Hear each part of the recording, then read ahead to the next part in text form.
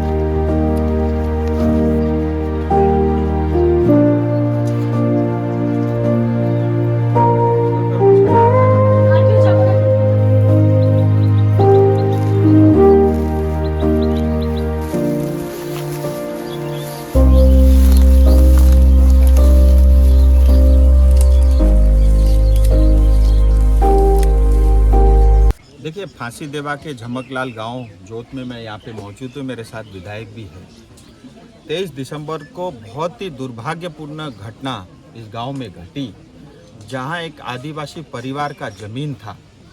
उस ज़मीन को मोहम्मद कादिर और उनके साथियों ने कब्जा किया और जब आदिवासी समाज खेत में काम कर रहा था तो मोहम्मद कादिर और उनके साथी और कुछ गुंडे आ करके वहाँ पे आदिवासी महिलाओं को पीटा और एक माताजी को पीटा, उनको लात मार के ज़मीन पे गिरा दिया गया और उनकी बहू को पीटा जिसके पेट में 7 महीने का बच्चा था और वो ज़मीन पे गिर जाती है। फिर उसके बाद जो है बाकी पुरुष आकर के उस घटना को तो रोक लेते हैं, लेकिन 23 दिसंबर को ये घटना थी और 8 जनवरी को प्री मेच्योर वो बच्चा पैदा होता है आदिवासी समाज का 7वें महीने में और 3 दिन बाद उसका मौत हो जाता है।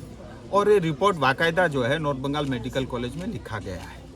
और जब वो बच्चा पैदा हुआ तो उसके शरीर में दाग थे। आप सोचिए, पेट के अंदर का बच्चा जब बाहर निकलता है उसके शरीर में दाग थे। उसका पूरा हाथ काला हुआ होता। 3 दिन से ज़्यादा वो छोटा बच्चा जो है सांस नहीं ले पाया और 11 जनवरी को उसकी मौत हो जाती है। और 11 जनवरी तक पुलिस ने एफआईआर के बावजूद भी कोई कार्रवाई नहीं की और 11 जनवरी को जैसे ही वो बच्चे की मौत होती है, पुलिस घबरा करके मोहम्मद कादिर को पकड़ा।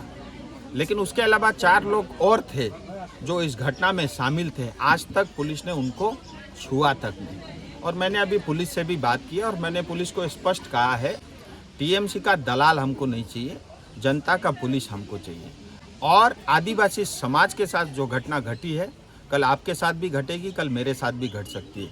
आज हिंदू समाज को, आदिवासी समाज को हमारे घर में, हमारे गांव में आकर के हमारी ज़मीन में हमारी बहन और माताओं को लात मारता है, गिराता है, हमारे बच्चों को मार डालता है, तो हम क्या सहन करेंगे? हम क्या पाकिस्तान में जी रहे हैं? क्या हम बांग्लादेश में जी रहे हैं? कोई भी मुस्लिम समाज का गुंडा आकर के हमको ठोक के चला जाएगा?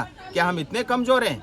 मैं स्पष्ट कर देना चाहता हूँ, फांसी देवा और पूरे दार्जिलिंग में जो भी गुंडे हैं, 2 में से एक चूज कर लो, या तो गुंडागर्दी छोड़ दो या दार्जिलिंग जिला छोड़ दो। यहाँ गुंडागर्दी नहीं चल सकता। सबसे बड़ा गुंडा उसका नाम राजू बिष्ट है और ये इस तरह की जो है गुंडागर्दी हम कभी बर्दाश्त नहीं करेंगे। मैंने पुलिस को कहा है तत्काल कार्रवाई होना चाहिए, क्योंकि मुझे कानून हाथ में लेने की आवश्यकता नहीं पड़नी चाहिए, क्योंकि पुलिस टीएमसी का दलाल है और वो पुलिस जो है टीएमसी के दलाल के रूप में काम न करे, वो जनता के लिए काम करे। इसीलिए उसको तनख्वाह मिलता है, इसीलिए उसको बैच और उसको पैसा मिलता है। ये बात स्पष्ट करना चाहता हूँ।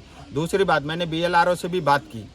मेरे पास ज़मीन है, उसका कागज़ मेरे पास है और जब भी हम ज़मीन खरीदने जाते हैं तो खरीदने वाला बेचने वाले को रजिस्टर्ड ऑफिस जाना पड़ता है, सिग्नेचर करना पड़ता है, चेक अमाउंट पहले ट्रांसफ़र करना पड़ता है, थंब लगाना पड़ता है, फ़ोटो खिंचाना पड़ता है। लेकिन कोई भी गुंडा किसी की भी ज़मीन छीन लेता है, वो ज़मीन कैसे रजिस्टर्ड होती है? मुझे आज तक ये फॉर्मूला जो है दार्जिलिंग में समझ में नहीं आया।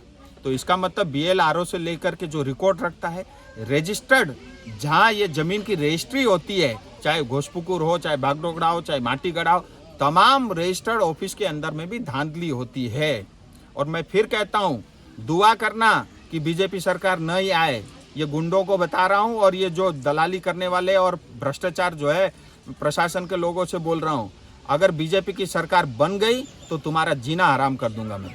या तो ये गुंडागर्दी छोड़ दो, तत्काल बंद करो और जनता के हक में उनके साथ खड़े रह करके उनकी सेवा करो।